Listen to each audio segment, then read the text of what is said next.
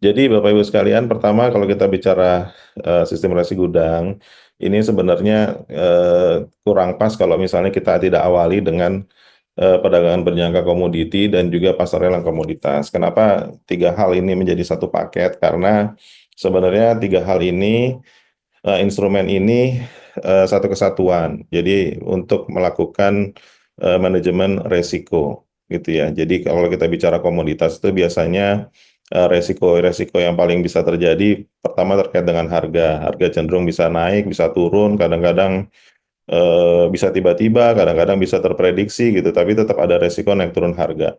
Naik turun harga ini, menjadi resiko tidak hanya oleh, produsen atau pemilik barang atau petani, tapi juga sebenarnya, resiko bagi, pabrikan ya, pabrikan atau pengolahan yang biasanya butuh pasokan.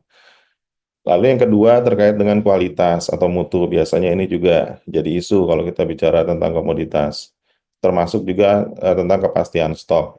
Stok ini termasuk dari sisi jumlahnya ataupun, dari sisi ketersediaannya, gitu. Nah, resiko-resiko ini sebenarnya di Indonesia itu sebenarnya sudah ada instrumen yang bisa, sebagai, langkah untuk mitigasi, untuk manajemen resikonya, sehingga resiko tersebut bisa kita kontrol yang dikenal dengan perdagangan berjangka komoditas. Ya, jadi kita sebelum sampai SRG, saya kira kita perlu mengenal dulu walaupun kulitnya aja gitu ya, tentang perdagangan berjangka komoditas. Ini sebenarnya materi yang menarik nih, Mas Andoko, kalau misalnya nanti di sesi selanjutnya ya, mengulik lebih dalam tentang perdagangan berjangka komoditas ini apa gitu ya. Tapi kita sekarang fokusnya ke sistem resi gudang. Tapi memang harus diawali dari ini dulu, PBK dulu sedikit.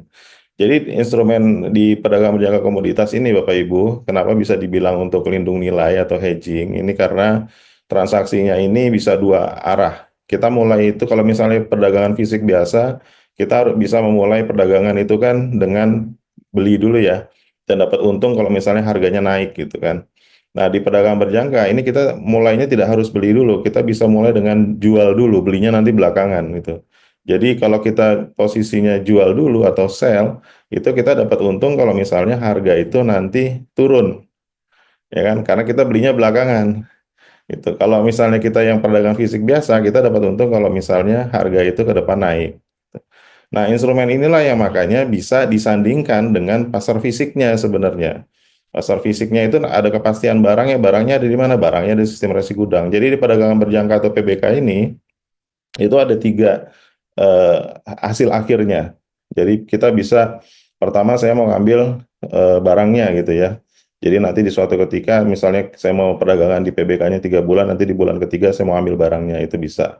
Atau yang kedua mau ambil uangnya aja gitu ya, itu juga bisa. Jadi saya nggak butuh barangnya, saya mau ambil uangnya. Ini yang mungkin banyak orang bilang sebagai instrumen investasi gitu. Atau yang ketiga, saya mau ngambil bukan barangnya, bukan uangnya, tapi mau ambil posisi baru, karena saya masih mau melakukan perdagangan di PBK, gitu. Nah, ketiga ketiga itu sebenarnya pilihan buat si pelaku di perdagangan berjangka komoditas. Kalau misalnya mau butuh, fisik barang, maka fisik barangnya itu underlying-nya ada di mana? Ada di gudang, sistem resi gudang. Itulah maka diperlukan, pelaksanaan sistem resi gudang di instrumen ini. Nah, di gudang SRG, ini apa namanya, bisa menjamin karena ada kepastian tadi, kepastian barangnya ada, stoknya juga apa, kualitas mutunya juga ada gitu karena ada pengujian mutu di sana, dan kita juga tahu, sebarannya, di mana saja gitu ya. Nah, inilah yang menyebabkan SRG ini sebenarnya juga bisa menjadi, salah satu sarana untuk, stabilisasi harga. Stabilisasi harga di mana intervensi pemerintah itu bukan dari patokan harganya ya, karena harganya itu nanti tetap ke mekanisme pasar. Tapi bagaimana ada kemampuan untuk para pemilik barang atau misalnya petani sebagai produsen untuk melakukan tunda jual dulu nih. Kalau harganya memang rendah, secara pasar kan berarti sebaiknya jangan dijual dulu kan, berarti dilakukan penyimpanan barang dulu. Sampai nanti suatu ketika harganya sudah dinilai baik, akan dilakukan penjualan.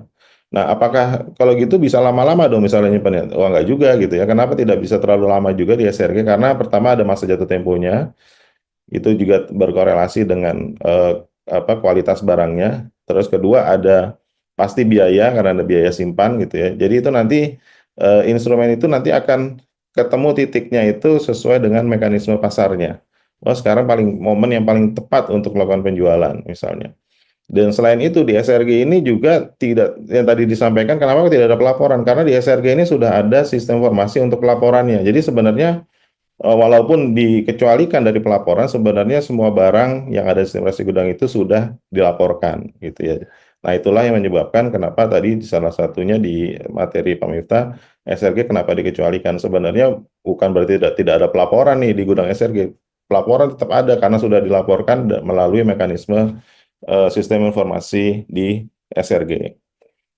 PLK, pasar lelang komoditas, nah ini kaitannya dengan bagaimana barang yang ada di sistem resi gudang tadi tetap bisa dilakukan penjualan. Jadi barang yang disimpan itu sebenarnya bukan disimpan di gudang SRG, tapi dia link dengan pasar.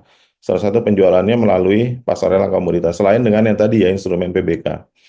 Nah, di PLK ini kan lebih achievable gitu ya untuk para pelaku yang secara umum, mau petani masuk juga bisa, mau produsen masuk, pabrikan juga masuk langsung bisa gitu. Dia lebih lebih umum gitu ya. Jadi siapapun bisa langsung mengakses pasar lelang komoditas. Nah, harga yang terjadi pun menjadi harga yang transparan, semua mengetahui berapa harga pembentukannya, dan harganya karena transparan, maka dia bisa menjadi harga referensi, termasuk dalam penerbitan resi gudang gitu. Ini secara umum kenapa mekanismenya menjadi satu kesatuan gitu. Dan kenapa SRG dan PLK ini satu instrumen yang memang tidak bisa dilepaskan dari perdagangan berjangka komoditas. Kalau secara peraturan perundang-undangannya sudah cukup komplit ya.